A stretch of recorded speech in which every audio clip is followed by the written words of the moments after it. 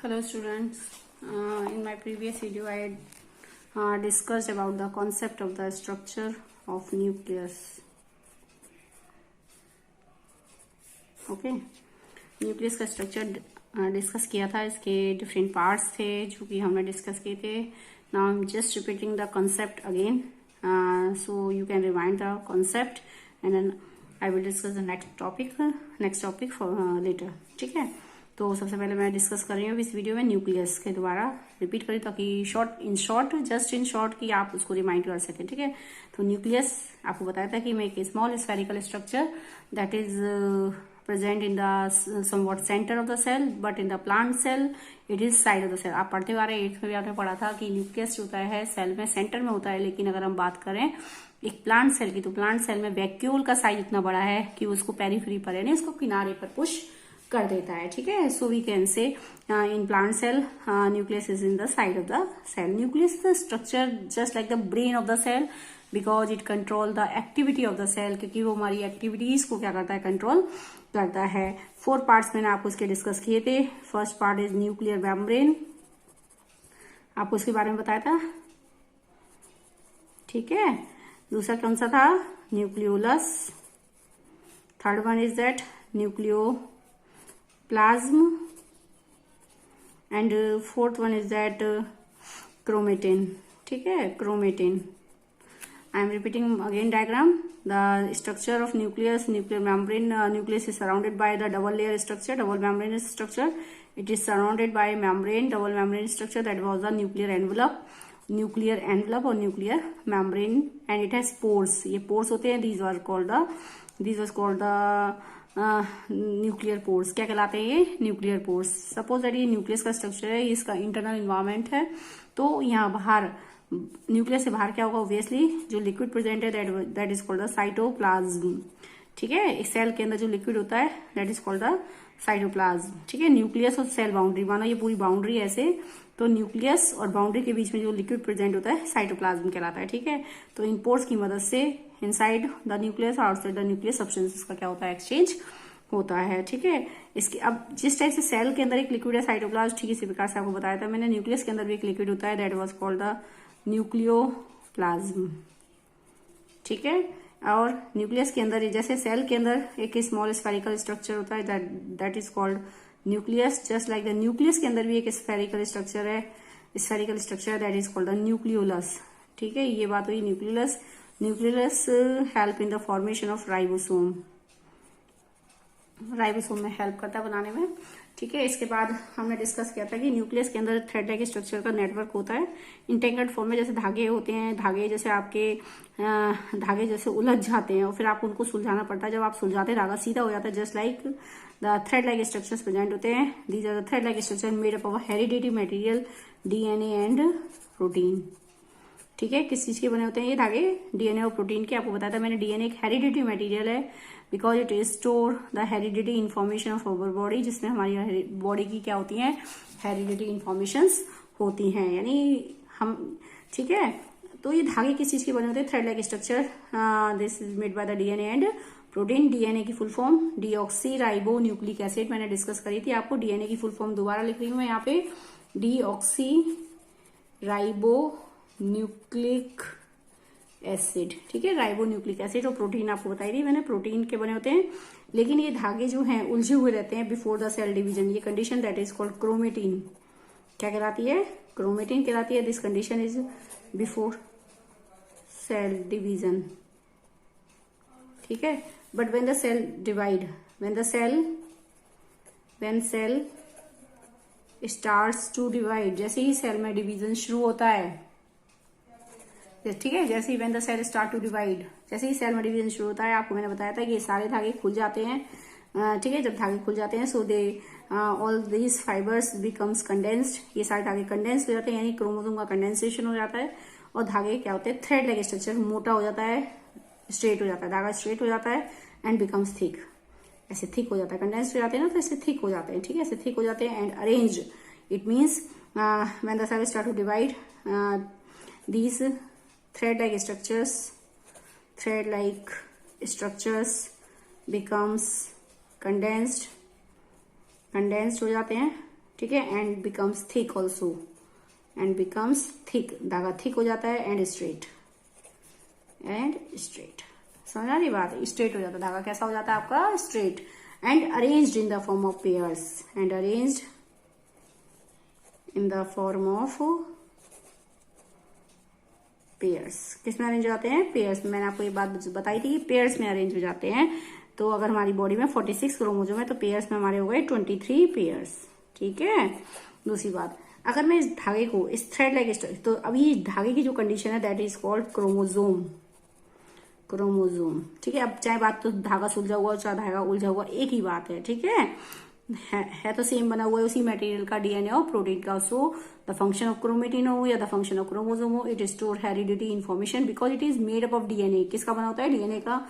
So it help in the transfer of heredity character from one generation to another. तो चाहे आपका chromatin का काम हो चाहे आपके क्रोमोसोम का काम हो, सबका काम एक जैसा है।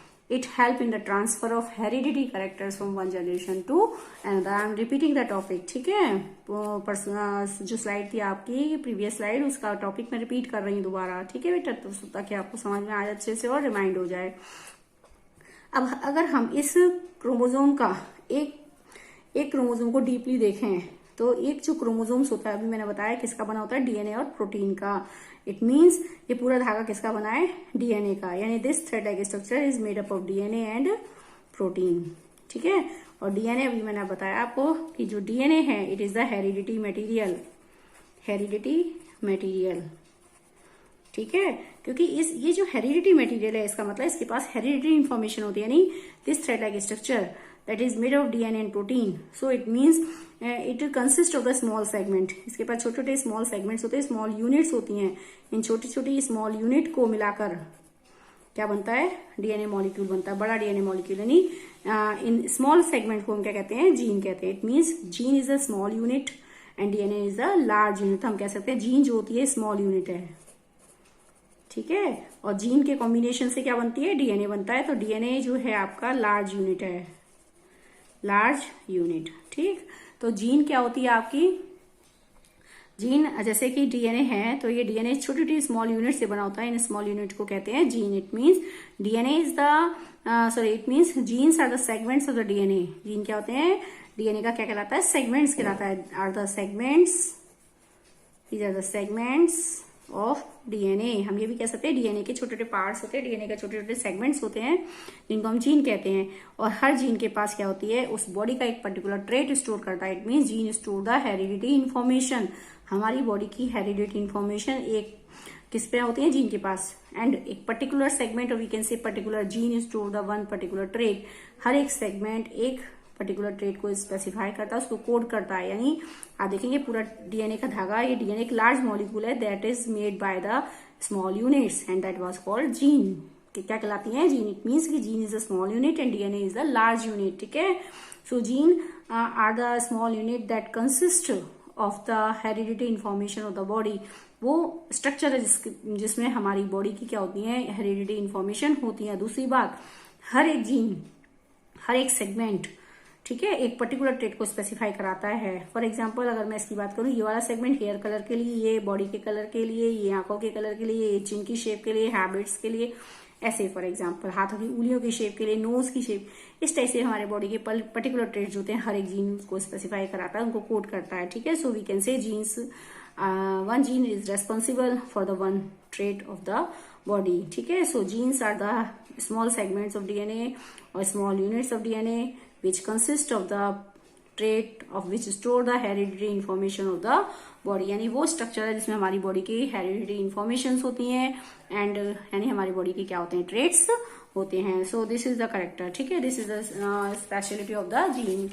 तो अगर मैं बात करूं सबके लिए, मैंने आपको बताया था कि सबसे छोटी यूनिट क्या होती है, जीन, ठीक है। इधर देखेंगे जीन का काम भी वही है कि जीन क्या करती है, ट्रांसमिट करती है, हेरिडिटरी इन्फॉर्मेशन को स्टोर करती है and transmit the hereditary character from one generation to another.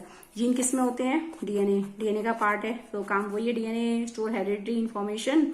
DNA के पास हेरिडिटरी इन्फॉर्मेशन किसकी फॉर्म में होती है, जीन्स की फॉर्म में। So they transmit the hereditary characters from one generation to another. इसका काम भी वही हो गया, हेरिडिटरी कैरेक्टर्स को ट्रांसमिट करना है from one generation to another. अगर मैं इसकी बात करूं डीएनए, तो डीएनए से क्या होता है डीएनए किसका क्या बनाता है, क्रोमोजोम बनाता है, ठीक है। डीएनए क्या बनाता है, क्रोमोजोम। तो फिर वही बात, क्रोमोजोम क्या है, chromosome is made by DNA, so it means it transmit the heredity character from one generation to and the chromosome किसके अंदर होते हैं, न्यूक्लियस के अंदर। तो न्यूक्लियस का काम भी वही हो गया, it store heredity information. Nucleus वो स्ट्रक्चर है सेल का जिसपे हेरिडिटी इन्फॉर्मेशन होती है। अब ये किसकी फॉर्म में रखता है, क्रोमोजोम की फॉर्म में। क्रोमोजोम पर किसकी फॉर्म में, डीएनए की फॉर्म में। डीएनए पर किसकी फॉर्म में, जीन की फॉर्म में। तो सबका काम एक जैसा है, फाइनली सबका काम एक जैसा है, they transmit the heredity character from one generation to another, ठीक है। समझ आ रही बात। तो इसमें न्यूक्लियस का एक काम तो हो गया, फंक्शन हमारे पास न्यूक्लियस का क्या काम हो गया, एक तो हाँ पहला काम हो गया हेरिडिटी जो कैरेक्टर्स होते हैं उनको ट्रांसमिट करना है, हेरिडिटी कैरेक्टर्स को वन टू नेक्स्ट जनरेशन, ठीक है, नेक्स्ट जनरेशन में ट्रांसमिट करना है। दूसरा, क्योंकि आपको मैंने कल भी बताया था कि जब एक सेल डिवाइड होती है तो सबसे पहले न्यूक्लियस डिवाइड जरूर होता है, तभी एक सेल डिवाइड होती है। तो it helps in the cell division में हेल्प करता है। और थर्ड वन इज दैट, क्या था कि न्यूक्लियस जो है आपका कंट्रोल करता है, it is called brain of the cell because it control the activities of the cell, control activities of the cell, ठीक है। आपके सेल की एक्टिविटीज को कंट्रोल करता है, just like the brain of the cell. जैसे हमारा ब्रेन आपकी बॉडी के सारे कैरेक्टर्स को क्या करता है, उनको कोऑर्डिनेट करता है, उनको कंट्रोल करता है, जस्ट लाइक द यहाँ पे न्यूक्लियस का फंक्शन है कि न्यूक्लियस आपकी एक सेल की जितने भी फंक्शंस होते हैं उन सबको क्या करता है, कंट्रोल और कोऑर्डिनेट करता है। So it is called the brain of the cell. क्या कहलाता है ये, ब्रेन। अब बात हो गई कि न्यूक्लियस के चारों ओर, अब मैं आगे टॉपिक करा रही हूँ कि न्यूक्लियस के चारों ओर क्या होती है, न्यूक्लियर मेम्ब्रेन होती है। अब देखिए मान लीजिए न्यूक्लियस है, ठीक है, न्यूक्लियस है तो ये न्यूक्लियस का स्ट्रक्चर है। बाहर क्या है, साइटोप्लाज्म। ये बाहर क्या है, साइटोप्लाज्म। आप देखना ध्यान से, बाहर साइटोप्लाज्म है, ये न्यूक्लियस का स्ट्रक्चर है, न्यूक्लियस है। तो ये न्यूक्लियस जो है, न्यूक्लियस का काम क्या है, अब ये न्यूक्लियस के चारों क्या हमारी एक मेम्ब्रेन है, न्यूक्लियर मेम्ब्रेन। इस मेम्ब्रेन की मदद से अंदर जो लिक्विड है यानी न्यूक्लियोप्लाज्म, बाहर जो लिक्विड है यानी साइटोप्लाज्म, ये दोनों क्या रहते हैं, सेपरेट रहते हैं, मिक्स नहीं होते हैं। It means nuclear membrane help in separating the content of nucleus and cell, यानी सेल के जो कंटेंट्स होते हैं उनसे सेपरेट करता है न्यूक्लियस के कंटेंट को। इट मीन्स तो आपको ये आइडेंटिफिकेशन हो जाता है कि हाँ भाई इतना पोर्शन हमारा न्यूक्लियस है, आप ये आसानी से बता सकते हो। लेकिन मान लो कुछ केस ऐसे बन जाए जिसमें न्यूक्लियस का कंटेंट तो है, ठीक है, लेकिन कोई मेम्ब्रेन नहीं है, तो ऑब्वियसली ये जो स्ट्रक्चर होगा न्यूक्लियस का क्या हो जाएगा, मिक्स हो जाएगा इन द साइटोप्लाज्म। बात समझ रहे, मैं क्या कहना चाह रही हूँ कि आप देखेंगे, दोबारा से रिपीट कर रही हूँ, न्यूक्लियस के चारों ओर न्यूक्लियर मेम्ब्रेन है। इसका रोल क्या, एक दीवार टाइप स्ट्रक्चर है जो उसका काम क्या है, अंदर के कंटेंट को बाहर के कंटेंट से सेपरेट करना है, ठीक है, मिक्सिंग नहीं होती है। लेकिन अगर हम कुछ ऐसे केस की बात करें जिसमें न्यूक्लियर मेम्ब्रेन नहीं है, अब जब न्यूक्लियर मेम्ब्रेन नहीं होगी तो जो न्यूक्लियस के अंदर का कंटेंट है वो बाहर के कंटेंट से क्या हो जाएगा, मिक्स हो जाएगा, ठीक है। तो आप ये आइडेंटिफाई ये नहीं बता सकते आसानी से कि कितना स्ट्रक्चर इसमें न्यूक्लियस के पोर्शन का है, कौन सा न्यूक्लियर रीजन है इसमें, ठीक है, न्यूक्लियर रीजन कौन सा है। अब जैसे मान लो मैं इस केस में, ये फर्स्ट केस है मेरा और ये सेकंड केस है, ठीक है, तो मैं अगर इसमें बताऊं मेरे पास ये न्यूक्लियस की बाउंड्री है, मैं आसानी से बता सकती हूँ कि हाँ भाई इतना पोर्शन न्यूक्लियस है, आसानी से बता सकते हैं ये जो पोर्शन है आपका, ये जो पोर्शन है ये क्या है, न्यूक्लियस है, ठीक है, बाहर क्या है, साइटोप्लाज्म। लेकिन यहाँ पर कोई बाउंड्री नहीं है, तो हम ये नहीं बता सकते कि हाँ भाई ये न्यूक्लियर, जरूरी तो ना ये न्यूक्लियर रीजन है, क्योंकि यहाँ बाउंड्री नहीं है, क्योंकि मिक्सिंग हो रही है। अगर बाउंड्री नहीं होगी तो जो न्यूक्लियर के रीजन का जो कंटेंट है, न्यूक्लियस का जो कंटेंट है बाहर के कंटेंट से मिक्सअप हो जाएगा, ठीक है। तो न्यूक्लियर रीजन आप स्पेसिफाई नहीं कर सकते हैं कि वो न्यूक्लियर का रीजन है। तो इट मीन्स इसके आधार पर दो टाइप के स्ट्रक्चर्स होते हैं, दो टाइप की सेल होती हैं। एक सेल, टाइप्स ऑफ सेल, दो टाइप की सेल हो गई on the basis of nuclear membrane, कि न्यूक्लियर मेम्ब्रेन है या न्यूक्लियर मेम्ब्रेन नहीं है, ठीक है। यहाँ पे दो टाइप की सेल की बात करेंगे, एक वो स्ट्रक्चर है, एक वो केस है जब न्यूक्लियर मेम्ब्रेन होती है, एक वो केस होता है जब वो न्यूक्लियर मेम्ब्रेन नहीं होती है। समझ रहे बात इसमें।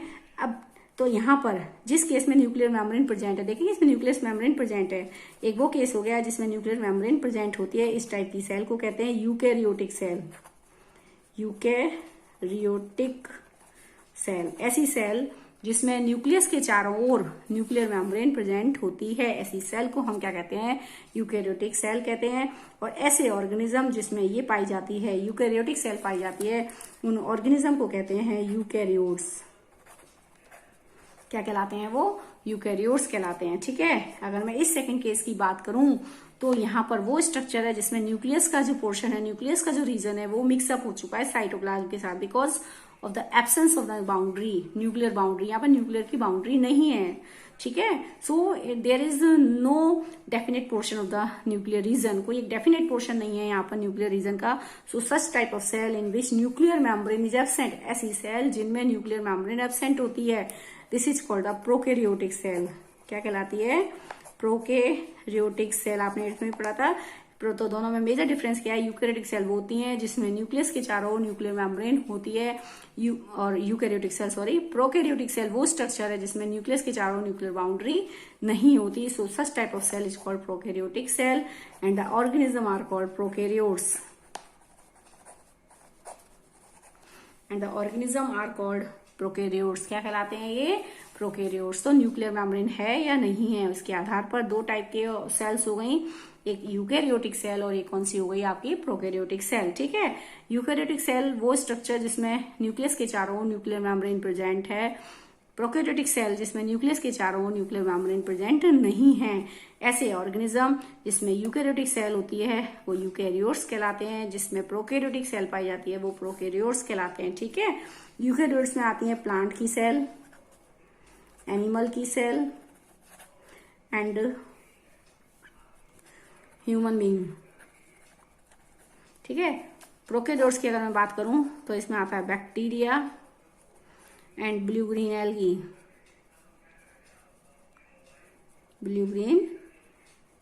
ठीक है। तो यूकैरियोटिक सेल्स के एग्जांपल हो गए प्लांट्स, एनिमल्स, ह्यूमन बीइंग, ठीक है। ये आपकी सारी कैसी हैं? यूकैरियोटिक सेल है, फंगी की सेल्स भी आ जाती हैं।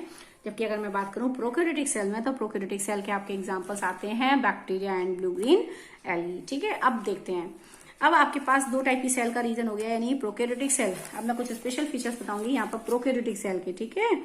प्रोकैरियोटिक सेल क्या होती है? प्रोकैरियोटिक सेल का पहला पॉइंट हमने देखा, no nuclear membrane, no nuclear membrane, nuclear membrane नहीं है। अगर न्यूक्लियर मेम्ब्रेन नहीं होगी तो जैसे कि मैंने अभी आपको इधर बताया था, ये देखेंगे इधर इस रीजन में अगर न्यूक्लियर मेम्ब्रेन नहीं है तो आप ये नहीं बता सकते कि ये न्यूक्लियर का रीजन है, यानी nuclear region is not defined. यहाँ पर बाउंड्री है, आप देख रहे हैं इसमें बाउंड्री है न्यूक्लियस के चारों। जब न्यूक्लियस के चारों बाउंड्री है तो आप ये क्लियर कर सकते हैं कि हाँ भाई ये जो पोर्शन है सेपरेट है, दिस वॉज द न्यूक्लियस, ये न्यूक्लियस का पोर्शन है, ठीक है। आप क्लियर कर सकते हैं, स्पेसिफाई यहाँ पर न्यूक्लियर रीजन वेल डिफाइंड है, ठीक है। आप न्यूक्लियर रीजन को वेल डिफाइंड कह सकते हैं यहाँ पर। और यहाँ पर क्या है? न्यूक्लियस के चारों न्यूक्लियर मेम्ब्रेन नहीं है। जब न्यूक्लियस के चारों न्यूक्लियर मेम्ब्रेन नहीं है तो आपको ये क्लियर ही नहीं है कि हाँ भाई इतना पोर्शन न्यूक्लियस के रीजन का है, न्यूक्लियस का पोर्शन है, ठीक है। क्योंकि वो मिक्स हो रखा है साइटोप्लाज्म में, आपको ये क्लियर नहीं होगा कि ये पोर्शन, इतना पोर्शन आपका किसका है? न्यूक्लियस का है। सो वी कैन से यहाँ पर अगर मैं बात करूं यूकैरियोटिक सेल में, तो न्यूक्लियस का जो रीजन होता है, न्यूक्लियस का जो पोर्शन है वो वेल डिफाइंड है। अगर मैं प्रोकैरियोटिक सेल की बात करूं तो यहाँ पर न्यूक्लियस का जो रीजन है वो वेल डिफाइंड नहीं है, because of the nuclear membrane is absent, ठीक है। तो प्रोकैरियोटिक सेल में बात कर रही हूँ, न्यूक्लियर मेम्ब्रेन क्या होती है? एब्सेंट होती है प्रोकैरियोटिक सेल में। न्यूक्लियस का पोर्शन जो है, न्यूक्लियर रीजन अनडिफाइंड होता है, नॉट क्लियर, अनडिफाइंड है। Nuclear region is undefined means not clear, clear नहीं है। दूसरी बात, अनडिफाइंड न्यूक्लियर रीजन ऐसा रीजन, ऐसा न्यूक्लियस का पोर्शन जो क्लियर नहीं होता, ठीक है, कि हाँ भाई इतना पोर्शन ही न्यूक्लियस का है, क्लियर नहीं है। So this undefined nuclear region that is also called nucleoid. क्या कहलाता है? अनडिफाइंड न्यूक्लियर रीजन, ठीक है। अस्पष्ट, जो पूरी तरह से क्लियर नहीं है, जो पूरी तरह से स्पष्ट नहीं है, ऐसा region that is called the nucleoid. क्या कहलाता है ये? न्यूक्लियोइड, ठीक है। इस टाइप के स्ट्रक्चर में जो प्रोकैरियोटिक सेल्स होती हैं उनमें एक बात तो ये हो गई कि न्यूक्लियर मेम्ब्रेन नहीं है, एक बात हुई कि जब न्यूक्लियर मेम्ब्रेन नहीं है तो न्यूक्लियर का जो स्ट्रक्चर है, जो न्यूक्लियर का रीजन, जो पोर्शन है वो आपको क्लियर नहीं होगा, because the nuclear content is mix with the cytoplasm. आपका जो न्यूक्लियस का जो कंटेंट है, ठीक है, वो किसके साथ मिक्स हो रखा है? साइटोप्लाज्म में। तो nuclear region is undefined, undefined nuclear region होता है, ठीक है। दूसरी बात, इसमें प्रोकैरियोटिक सेल की खास बात होता है कि इसमें डीएनए मटेरियल, जिसमें जो डीएनए मटेरियल है, क्रोमोसोमल डीएनए एक होता है, सिंगल डीएनए होता है, यहाँ पर सिंगल क्रोमोसोमल डीएनए होता है, ठीक है। यहाँ पर डीएनए मटेरियल कितना होता है? जेनेटिक मटेरियल, यानी हम कह सकते हैं जेनेटिक मटेरियल, जेनेटिक मटेरियल किसकी फॉर्म में होता है? क्रोमोसोम्स की फॉर्म में, ठीक है। जेनेटिक मटेरियल मतलब डीएनए। डीएनए किसका बना होता है? क्रोमोसोम के अलावा डीएनए क्या है? क्रोमोसोम ही तो है। तो जेनेटिक मटेरियल यानी डीएनए, ठीक है। यानी हम कह सकते हैं डीएनए कितना है यहाँ पे? डीएनए सिंगल डीएनए नहीं, सिंगल क्रोमोसोम है, सिंगल क्रोमोसोम, ठीक है। तो इसमें प्रोकैरियोटिक सेल में जेनेटिक मटेरियल कितना होता है? यानी जेनेटिक मटेरियल मतलब डीएनए यानी सिंगल क्रोमोसोम एक ही होता है। जबकि हम यूकैरियोटिक सेल में बात करें तो एक से ज्यादा क्रोमोसोम वहां पर पाया जाता है। नेक्स्ट बात करें तो ऑर्गेनल्स की मैं बात करती हूँ, ठीक है। ऑर्गेनल्स, इनमें ऑर्गेनल्स नहीं होते हैं। प्रोकैरियोटिक सेल जो होती हैं इनमें ऑर्गेनल्स नहीं है। सारे सेल के components, cell components, cell component मतलब सेल ऑर्गेनल्स एब्सेंट है, एक्सेप्ट राइबोसोम। सेल कंपोनेंट्स होते हैं, सेल ऑर्गेनल्स जो होते हैं आपके क्या होते हैं? एब्सेंट होते हैं, एक्सेप्ट राइबोसोम, ठीक है। सेल कंपोनेंट्स आपको मैंने बताया था कि सपोज दैट ये एक सेल है, ठीक, ये सेल है, इस सेल की ये न्यूक्लियस है, ये सेल बाउंड्री है यानी सेल मेम्ब्रेन है, ठीक है। ये सेल मेम्ब्रेन है, ये पोर्शन किसका है? न्यूक्लियस का। तो इसके बीच में सारा जो लिक्विड कंटेंट है दैट इज द साइटोप्लाज्म। क्या कहलाता है ये? साइटोप्लाज्म। तो इस साइटोप्लाज्म में बहुत छोटे छोटे स्मॉल कंपोनेंट्स पाए जाते हैं that can not be seen by the compound microscope. क्योंकि जब सेल ही बहुत छोटी है तो इसका मतलब इसके अंदर के जितने भी कंटेंट्स हैं, जितने भी कंपोनेंट्स हैं वो और भी साइज में छोटे हैं। ऑब्वियसली कि जब छोटे स्ट्रक्चर के अंदर और भी जो मटेरियल है वो सारा छोटा है, तो आपका जो सेल है, सेल को हम अपनी नेक डाई से नहीं देख सकते। इसका मतलब इसके अंदर जितने भी कंपोनेंट्स होंगे, सेल के अंदर जो पार्ट्स हैं वो भी और छोटे हैं। So they can be seen only by the help of the electron microscope, ठीक है। तो अब आपका जो साइटोप्लाज्म है इसके अंदर स्मॉल कंपोनेंट्स पाए जाते हैं। इन स्मॉल कंपोनेंट्स को हम क्या कहते हैं? सेल ऑर्गेनल्स, ठीक है, सेल ऑर्गेनल्स कहलाते हैं। तो हम प्रोकैरियोटिक सेल की बात कर रहे हैं। प्रोकैरियोटिक सेल के अंदर सारे सेल ऑर्गेनल्स एब्सेंट होते हैं, ठीक है, एक्सेप्ट ऑफ राइबोसोम। केवल एक ही स्ट्रक्चर पाया जाता है दैट इज अ राइबोसोम। क्या होता है? राइबोसोम का, ठीक है। ये हमारा सेल कंपोनेंट्स हैं जो कि प्रोकैरियोटिक सेल के अंदर नहीं होते हैं, ठीक है। तो प्रोकैरियोट जैसे आपने पढ़े थे, इसमें भी पढ़े थे कि सेल ऑर्गेनल्स कौन से होते हैं। देखिए रिपीट कर रही हूँ, एंडोप्लाज्मिक रेटिकुलम है, गोल्जी बॉडी है, ठीक है, गोल्जी अपरेटस जिसको बोलते हैं आप, वैक्यूल है, माइटोकॉन्ड्रिया है, प्लास्टिड है, सेंट्रोसोम है, बहुत सारे ऐसे, राइबोसोम है, लाइसोसोम है। ये सारे हमारे सेल के पार्ट्स होते हैं, सेल के कंपोनेंट्स होते हैं जो कि सेल ऑर्गेनल्स कहलाते हैं, साइटोप्लाज्म में प्रेजेंट होते हैं। ये सारे ऑर्गेनल्स इनके मैंने अभी नाम लिए, ठीक है। ये आपने 8th में भी पढ़े थे। ये कहाँ प्रेजेंट होते हैं? साइटोप्लाज्म में, ठीक है, साइटोप्लाज्म के अंदर होते हैं। समझ रहे हैं बात? And these are called cell organelles. क्या कहलाते हैं? ये सेल ऑर्गेनल्स कहलाते हैं, ठीक है। तो हम प्रोकैरियोटिक सेल की बात कर रहे हैं। प्रोकैरियोटिक सेल में ये सारे सेल, प्रोकैरियोटिक सेल में, ठीक है, ये सारे एब्सेंट हैं।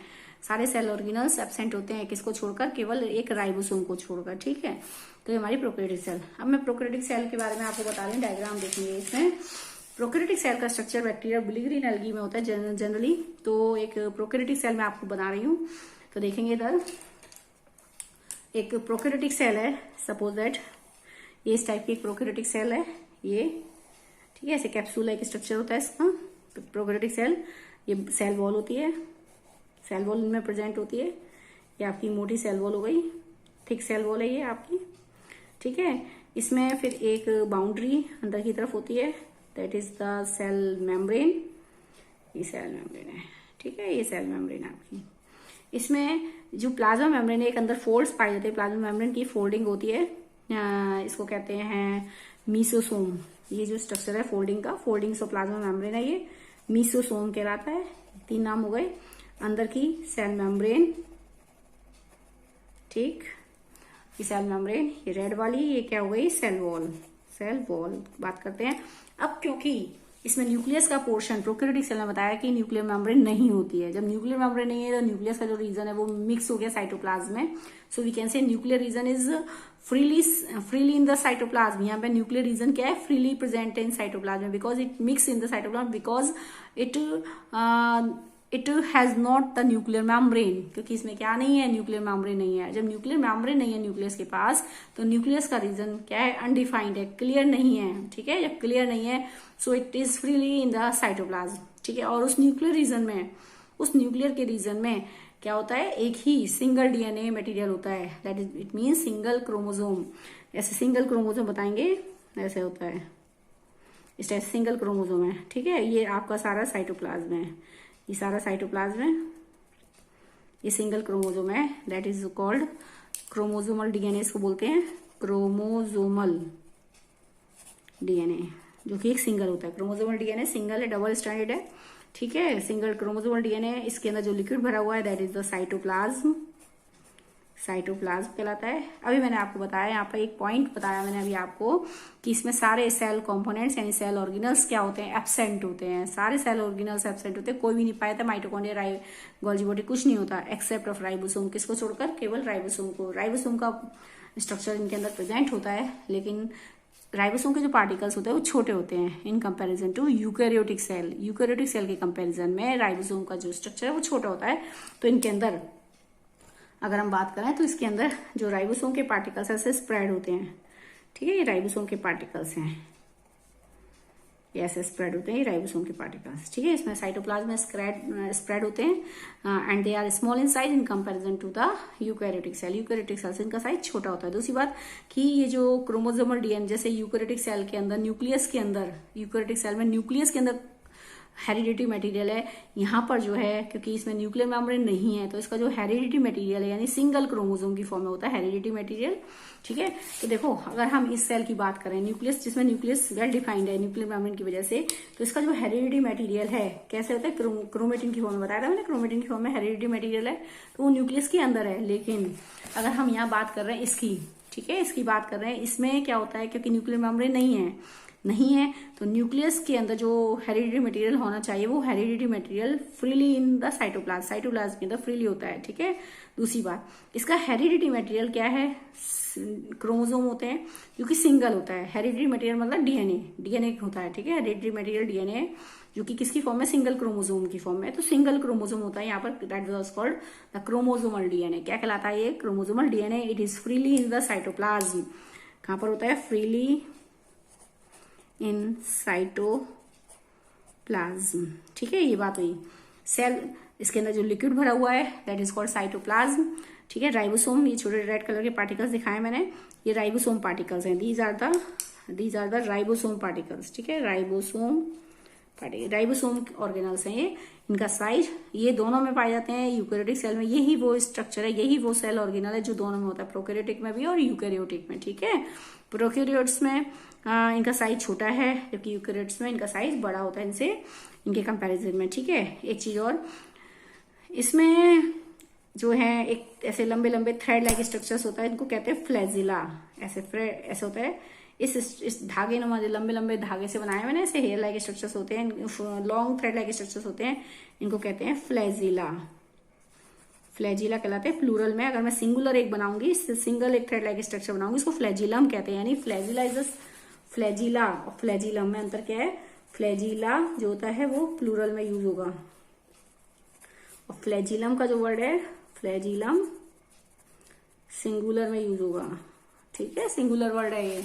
तो यहाँ पर ये फ्लैजिला होते हैं, एक से ज्यादा number of hair like structures हैं, so this is called flagella. और फ्लैजिला का काम होता है लोकोमोशन, चलने में हेल्प करता है, इसको मूवमेंट में हेल्प करता है, हेल्प इन मूवमेंट, ठीक है, मूवमेंट में हेल्प कराता है इसको। किस में हेल्प कराता है, मूवमेंट में। छोटा छोटा लिखा है मैंने ना। फंक्शन ऑफ फ्लैजिला का काम क्या है, यहाँ लिख दे रही हूँ, फ्लैजिला का काम क्या है, help in locomotion, help in locomotion यानी हेल्प इन मूवमेंट। लोकोमोशन मतलब हेल्प इन मूवमेंट, उसको मूवमेंट में हेल्प करता है। इसके अलावा देखेंगे इसमें छोटे छोटे और हेयर्स होते हैं, ऐसे हेयर लाइक स्ट्रक्चर्स पूरी सेल पर होते हैं, पूरे कैप्सूल पर ऐसे हेयर लाइक स्ट्रक्चर्स होते हैं, ठीक है। ये बनाए हैं मैंने, देखेंगे ध्यान से, इस टाइप से ये बना रही हूँ मैं। हेयर लाइक स्ट्रक्चर पूरी सेल पर होते हैं and these hair like structures are called fimbriae, ये फिम्ब्री होते हैं, ठीक है, इन्हें फिम्ब्री कहते हैं। इन फिम्ब्रीज का काम क्या होता है कि एक सेल जब किसी सरफेस पर स्टिक होती, चिपकती है, तो इन फिम्ब्री की मदद से उस सेल को उस सरफेस पर स्टिक कराने में हेल्प करता है। So this was the structure of the prokaryotic cell. एक स्ट्रक्चर है ये प्रोकैरियोटिक सेल का, समझ रहे बात मैंने क्या बताई, कैप्सूल लाइक स्ट्रक्चर है, आप देख रहे हैं। इसमें 2 लेयर है, बाहर की लेयर सेल वॉल है, अंदर की जो लेयर है वो सेल मेम्ब्रेन है।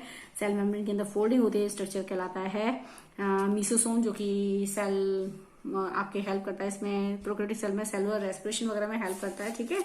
इसके अंदर एक लिक्विड भरा हुआ है, दैट इज कॉल्ड साइटोप्लाज्म, इसमें पाया जाता है, ठीक। इसमें न्यूक्लियर का रीजन अनडिफाइंड है, क्योंकि इसके अंदर क्या नहीं है, क्रोमोसोमल, इसमें न्यूक्लियर मेम्ब्रेन नहीं है, जिसके कारण न्यूक्लियस का जो कंटेंट है फ्रीली प्रेजेंट है इन द साइटोप्लाज्म। तो ये फ्रीली प्रेजेंट है, तो न्यूक्लियस के अंदर कंटेंट क्या होता है, बेसिकली क्रोमोसोमल डीएनए होता है, डीएनए प्रेजेंट होता है, ठीक है। डीएनए यानी क्रोमोसोम्स, तो इसमें केवल एक सिंगल क्रोमोसोम है। इसकी प्रोकैरियोटिक सेल की बात करें, इनकी स्पेशलिटी है कि इनमें एक सिंगल क्रोमोसोम होता है, that was the freely in the cytoplasm, cytoplasm में फ्रीली होता है, so it is called chromosomal DNA. क्या कहलाता है ये, chromosomal DNA. So we can say ये जो स्ट्रक्चर, जब न्यूक्लियस के चारों न्यूक्लियर मेम्ब्रेन नहीं होती, ठीक है, the type of portion of the nucleus that is called the nucleoid, यानी ये न्यूक्लियोइड है। हम ये कह सकते हैं chromosomal DNA, and this is also called nucleoid. हम इसको क्या कह सकते हैं, न्यूक्लियोइड भी कह सकते हैं। क्या कहला सकता है ये, न्यूक्लियोइड भी कह। क्रोमोसोमल डीएनए, ये जो स्ट्रक्चर है क्रोमोसोमल डीएनए, देख रहे हैं, chromosomal DNA is also called nucleoid. क्या कहलाता है, न्यूक्लियोइड, ठीक है। अब इसमें ऐसे लंबे लंबे ये मैंने बनाए हेयर लाइक स्ट्रक्चर्स, आप देखेंगे, ये देख रहे हैं, ये ऐसे, ये ग्रीन पेन से दिखा दिया है मैंने इसमें, ये ऐसे हेयर लाइक स्ट्रक्चर्स होते हैं। इनको कई जो इसको मूवमेंट में हेल्प करते हैं, दे आर कॉल्ड फ्लैजिला। क्या कहलाते हैं इसके, फ्लैजिला। कहीं पे एक होगा, ये लॉन्ग थ्रेड लाइक स्ट्रक्चर एक होगा तो फ्लैजिलम वर्ड होगा, एक से ज्यादा होंगे तो फ्लैजिला कहलाता है। लेकिन चाहे एक हो एक से ज्यादा हो, काम इसका वही है, मूवमेंट में हेल्प करना, यानी लोकोमोशन में हेल्प करना। इट मीन्स कि फ्लैजिला मैंने लिखा भी है, फंक्शन ऑफ फ्लैजिला क्या है, फ्लैजिला हेल्प इन लोकोमोशन, किस में हेल्प करते हैं, लोकोमोशन में, ठीक है। इसके अलावा आपके जो प्रोकैरियोटिक सेल है, इसके ऊपर ऐसे छोटे छोटे हेयर लाइक स्ट्रक्चर मैंने इसमें दिखाए हैं, ऐसे हेयर लाइक स्ट्रक्चर देख रहे हैं, पूरी सेल पर प्रेजेंट होते हैं, पूरी सेल पर प्रेजेंट है। इट मीन्स कि they are called the fimbriae, fimbriae कहलाते हैं, FIMBRIA, फिम्ब्री है। इनका काम क्या होता है कि किसी भी सेल को उस एक सरफेस पर स्टिक करने में, क्या करते हैं, हेल्प करते हैं, ठीक है। तो ये हो गई हमारा स्ट्रक्चर ऑफ आपके प्रोकैरियोटिक सेल।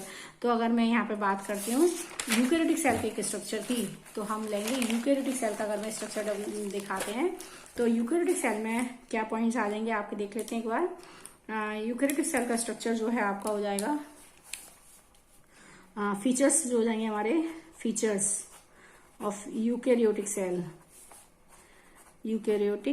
सेल। तो अब मैं यूकैरियोटिक सेल में मेनली वो सेल जिसमें न्यूक्लियस के चारों न्यूक्लियर मेम्ब्रेन प्रेजेंट होती है, न्यूक्लियर मेम्ब्रेन प्रेजेंट, ठीक है, न्यूक्लियर मेम्ब्रेन प्रेजेंट है। सोचो कि अगर न्यूक्लियर मेम्ब्रेन प्रेजेंट होगी तो न्यूक्लियस का जो अंदर रीजन है वो डिफाइंड होगा, वेल क्लियर होगा। सो nuclear region is well defined, nuclear region is well defined. Obviously nuclear का रीजन जो है क्या होगा, वेल डिफाइंड होगा। ऑब्वियसली कि जब न्यूक्लियर मेम्ब्रेन प्रेजेंट है, ठीक है, जब न्यूक्लियर मेम्ब्रेन प्रेजेंट है न्यूक्लियस के चारों ओर, तो जो न्यूक्लियस का पोर्शन है कि हाँ भाई ये न्यूक्लियर रीजन है, तो ऑब्वियसली वो क्लियर होगा, वेल डिफाइंड माना जाएगा, ठीक है। तो अब इसमें जब ये है, all cell organelles are present, cell organelles इसमें प्रेजेंट होते हैं, all cell organelles are present, सारे सेल ऑर्गेनल्स में प्रेजेंट होते हैं, चाहे वो माइटोकॉन्ड्रिया, गोल्जी बॉडी, कुछ भी, lysosome, all cell organelles are present, ठीक है, सारे सेल ऑर्गेनल्स प्रेजेंट होते हैं। एक बात है कि इसमें इसके न्यूक्लियर रीजन में जो नंबर ऑफ क्रोमोसोम्स होते हैं, more than 1, number of chromosomes are more than 1, number of chromosomes are more than 1, number of chromosomes कैसे होते हैं, मोर देन 1 होते हैं, ठीक है, समझ रहे हैं बात। मोर देन जो क्रोमोसोम्स होते हैं, यानी इसका जो डीएनए मटेरियल होता है एक से ज्यादा होता है। अलग अलग एनिमल्स में अलग अलग इनका नंबर होता है, जैसे हमारी बॉडी में 46 क्रोमोसोम होते हैं सेल के अंदर, ऐसे सभी ऑर्गेनिज्म में अलग अलग होते हैं, ठीक है। तो नंबर ऑफ क्रोमोसोम्स होते हैं मोर देन 1, और इनकी एग्जाम्पल्स क्या है, सारी ऑर्गेनल्स इसमें प्रेजेंट होती हैं, ठीक है। न्यूक्लियर रीजन वेल डिफाइंड होता है, न्यूक्लियर मेम्ब्रेन इसके अंदर प्रेजेंट होती है। इनके एग्जाम्पल में अगर हम बात करें तो सारी आ जाती हैं, प्लांट सेल, एनिमल सेल और ह्यूमन बीइंग, ये आती हैं। तो अब हम इनके बारे में डिस्कस करेंगे। बेसिकली यहाँ पर 2 डायग्राम आप पाएंगे, जो कि आपने जनरली 8th में भी आपने डायग्राम पढ़े हैं, प्लांट सेल और एनिमल सेल की। तो यहाँ डिस्कस करेंगे प्लांट सेल हो चाहे एनिमल सेल हो, ये हमारी कौन सी सेल होती है, यूकैरियोटिक सेल है। यूकैरियोटिक सेल इसका मतलब न्यूक्लियस के चारों न्यूक्लियर मेम्ब्रेन बनानी है डायग्राम में, समझ रहे बात। आप प्लांट सेल और अगर हम एनिमल सेल की बात करते हैं तो ये यूकैरियोटिक सेल है। तो अब मैं यहाँ पे जो भी पॉइंट्स बताऊंगी यूकैरियोटिक सेल के होंगे। तो आपके प्लांट सेल और एनिमल सेल दोनों ही यूकैरियोटिक सेल हैं। तो ये बात तो क्लियर है कि न्यूक्लियस के चारों न्यूक्लियर बाउंड्री बनानी है, यानी न्यूक्लियर मेम्ब्रेन बनानी है। दूसरी बात, क्योंकि ये यूकैरियोटिक सेल है तो सारे सेल ऑर्गेनल्स इसमें प्रेजेंट होते हैं। तो एक बार देख लेते हैं कौन कौन से सेल ऑर्गेनल्स पाए जाते हैं। ठीक है, सेल ऑर्गेनल्स कौन कौन से होते हैं। फर्स्ट वन इज आपने पढ़ रखा है, देखिए प्लांट सेल और एनिमल, दोबारा रिपीट कर रही हूँ, प्लांट सेल एनिमल सेल का डिस्कशन होगा यहाँ पर। डायग्राम आपने पढ़ रखे हैं 8th में भी, प्लांट सेल और एनिमल सेल। क्योंकि अभी मैंने बताया कैसी सेल है, यूकैरियोटिक सेल है। यूकैरियोटिक का मतलब ये है न्यूक्लियस के चारों ओर न्यूक्लियर मेम्ब्रेन की प्रेजेंस होना। अगर न्यूक्लियर मेम्ब्रेन की प्रेजेंस है तो obviously nuclear region well defined है, और उसके अंदर जो सेल बनेगी सेल के अंदर, यूकैरियोटिक सेल के अंदर यानी सारे ऑर्गेनल्स प्रेजेंट होते हैं। All the cell organelles are present. ठीक है, all cell organelles are present, सारे cell organelles, mitochondria, lysosome, ribosome, Golgi, all cell organelles are present the plant cell and animal cell because these are the eukaryotic cell. एक बात हुई कि number of chromosome very करता है, अलग अलग cell में वेरी करता है कि डॉग की सेल है या कैट की सेल है या ह्यूमन बीइंग की सेल है या लॉइन की सेल है, वो वेरी करता है कि नंबर ऑफ क्रोमोसोम्स अलग अलग सेल में अलग अलग होता है। जैसे फॉर एग्जाम्पल ह्यूमन बीइंग की बात कर रहे हैं तो ह्यूमन बीइंग में सेल्स के अंदर नंबर ऑफ क्रोमोसोम 46 होता है। जैसे कि मैंने बताया 46 क्रोमोसोम्स होते हैं, लेकिन वो पेयर में होते हैं। मैंने आपको बताया था कि क्रोमोसोम्स हमेशा किस में रहते हैं, पेयर में। तो पेयर का मतलब 46 का मतलब हो गया 23 पेयर क्रोमोसोम्स हमारी बॉडी की सेल्स में पाए जाते हैं। ठीक है, अब बात करते हैं सेल ऑर्गेनल्स के बारे में। तो हमारे पास कितने सेल ऑर्गेनल्स है, कौन कौन से होते हैं देखेंगे। सबसे पहले एंडोप्लाज्मिक रेटिकुलम, एंडोप्लाज्मिक रेटिकुलम, ठीक है, इसको हम शॉर्ट में ER भी कहते हैं, एंडोप्लाज्मिक रेटिकुलम। दूसरा गोल्जी बॉडी, गोल्जी बॉडी, इसको गोल्जी अपरेटस, गोल्जी अपरेटस, ठीक है, या फिर गोल्जी कॉम्प्लेक्स भी कहते हैं, गोल्जी कॉम्प्लेक्स, गोल्जी कॉम्प्लेक्स भी कहते हैं। ठीक है, एक हो गया आपका लाइसोसोम, राइबोसोम, ठीक है, वैक्यूल, सेंट्रोसोम, प्लास्टिड, प्लास्टिड, ठीक है। हाँ, ये आपके माइटोकॉन्ड्रिया, माइटोकॉन्ड्रिया, ये स्ट्रक्चर है आपके पास सेल ऑर्गेनल्स की। ठीक है, इन सेल ऑर्गेनल्स में एंडोप्लाज्मिक रेटिकुलम ये सब में पाए जाते हैं। इनमें से माइटोकॉन्ड्रिया इनमें से प्लास्टिड जो है केवल प्लांट सेल में मिलता है, only in plant cell, only in plant cell. ठीक है, प्लास्टिड वो स्ट्रक्चर, ये सारे आपके सेल ऑर्गेनल्स है, endoplasmic reticulum, Golgi apparatus, lysosome, ribosome, vacuole, centrosome, plastid, mitochondria. आपने 8th में भी पढ़ा हुआ, आपको ये रिमाइंड भी हो गए होंगे कि मैंने क्या बताया आपको, सेल ऑर्गेनल्स। ठीक है, endoplasmic reticulum, Golgi apparatus, lysosome, ribosome, vacuole, centrosome, plastid, mitochondria. इनमें से कुछ ऐसे हैं जो केवल एक सेल में पाए जाते हैं यानी प्लांट सेल में, या कुछ ऐसे हैं जो सिर्फ एनिमल सेल में पाए जाते हैं, बाकी सारे दोनों सेलों में पाए जाते हैं। ठीक है, अब देखेंगे एंडोप्लाज्मिक रेटिकुलम दोनों में पाया जाता है, प्लांट सेल में भी एनिमल सेल में भी, गोल्जी अपरेटस दोनों में होता है, लाइसोसोम दोनों में होता है, प्लांट सेल और एनिमल सेल में, राइबोसोम दोनों में होता है, वैक्यूल दोनों में होती है। लेकिन वैक्यूल का साइज प्लांट सेल में बहुत बड़ा है। मैंने आपको बताया था कि प्लांट सेल में न्यूक्लियस कहाँ पर होता है, साइड में होता है, क्योंकि वैक्यूल का साइज इतना बड़ा है कि पूरे सेल के वॉल्यूम को सराउंड करता है, जिसके कारण न्यूक्लियस वो खिसका देता है, धक्का दे देता है, और न्यूक्लियस में सरक के कहाँ जाता है, साइड में आ जाता है। ठीक है, वैक्यूल वो स्ट्रक्चर है जो होता तो दोनों में है, लेकिन प्लांट सेल में वैक्यूल का साइज बड़ा है, जो जिसके कारण न्यूक्लियस कहाँ रहता है, साइड में रहता है। ठीक है, और एनिमल सेल में बात करें तो एनिमल सेल में तो वैक्यूल का साइज छोटा छोटा होता है, छोटा होता है, एक से ज्यादा नंबर में होता है। ठीक है, सेंट्रोसोम केवल एनिमल सेल में होता है। सेंट्रोसोम वो स्ट्रक्चर है जो only in the animal cell, only in animal cell, animal cell में है। ठीक है, ये ओनली इन एनिमल सेल में है। ठीक है, सेंट्रोसोम। प्लास्टिड की मैं बात करूं केवल किस में होता है, प्लांट सेल में। प्लांट सेल में होता है प्लास्टिड, माइटोकॉन्ड्रिया दोनों में पाया जाता है। ठीक है, ये हमारे सारे स्ट्रक्चर्स हैं, ये सारे सेल ऑर्गेनल्स हैं जो कि जिनके बारे में डिस्कस करेंगे, जो कि these are present, these are cell organelles which which perform the particular function for the cell, ठीक है, एक सेल के लिए पर्टिकुलर फंक्शन परफॉर्म करते हैं। सो वी कैन से कि एक सेल काम करती है, जो भी काम करती है किसके कारण करती है, अपने सेल ऑर्गेनल्स के कारण करती है। जैसे फॉर एग्जांपल हम एक मल्टी सेलुलर बॉडी है, बहुत सारी हमारी बॉडी में बहुत सारी सेल्स हैं, तो ऑब्वियसली बहुत सारे काम हमारी बॉडी में होते हैं, ठीक है, समझ रहे हैं मेरी बात, एक बात पॉइंट ध्यान से समझना, हमारी बॉडी में बहुत सारे काम होते हैं, तो इन कामों को करने के लिए हमारी बॉडी में अलग अलग सिस्टम बने हुए हैं। जैसे कि आप जानते हैं रेस्पिरेटरी सिस्टम सांस लेने में हेल्प करता है, डाइजेस्टिव सिस्टम है डाइजेशन में हेल्प करता है, एक्सक्रीटरी सिस्टम है वो आपको एक्सक्रीटरी सिस्टम है वेस्ट प्रोडक्ट को बाहर रिमूव करता है, सर्कुलेटरी सिस्टम है जो आपकी सर्कुलेशन, ब्लड के सर्कुलेशन, न्यूट्रिएंट्स के सर्कुलेशन में हेल्प करता है। तो ऐसे सिस्टम्स बने हुए हैं, ठीक है, पार्टीशन डिवाइड है, जो कि हाँ भाई ये काम तुम करोगे, ये काम तुम करोगे, ये काम तुम करोगे। लेकिन अगर मैं एक सेल की बात करूं तो एक सेल भी अपने इन सारे कामों को शो करती है, इस टाइप के सारे काम करती है जो एक सेल के लिए जरूरी हैं, because of the cell organelles, क्या कहलाती हैं, सेल ऑर्गेन। तो एक बॉडी जो काम करती है, एक पर्टिकुलर बॉडी है जो काम करती है, किसके थ्रू करती है, बॉडी के जो बहुत सारे काम होते हैं परफॉर्म, एक बॉडी परफॉर्म करती है, multicellular body, multicellular जो बॉडी है, सेलुलर जो बॉडी है, दैट परफॉर्म मैनी फंक्शंस, ठीक है, बहुत सारे फंक्शन को शो करती है, to perform many function by the multicellular body, this is called a division of labour. क्या कहलाता है ये, डिवीजन ऑफ लेबर, बहुत सारे काम करना एक बॉडी के द्वारा, that is called a division of labour, ठीक है। लेकिन न केवल एक मल्टी सेलुलर बॉडी करती है, बल्कि एक सिंगल सेल भी क्या करती है, बहुत सारे कामों को शो करती है, perform, it means perform many function, एक सिंगल सेल भी, ठीक है, एक सिंगल सेल भी परफॉर्म करती है मैनी फंक्शन, जस्ट